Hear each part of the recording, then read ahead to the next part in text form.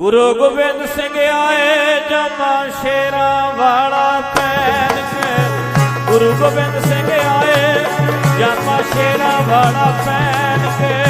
गुरु गोबिंद सिंह आए जमा शेरा वाला पैन के। गुरु गोबिंद सिंह आए जमा शेरा वाला पैन। बोलो गुरु गोबिंद सिंह आए जमा शेरा वाला। बोलो पढ़ना पढ़ना। हेठ गुरा दे नीला घोड़ा, हेठ गुरा दे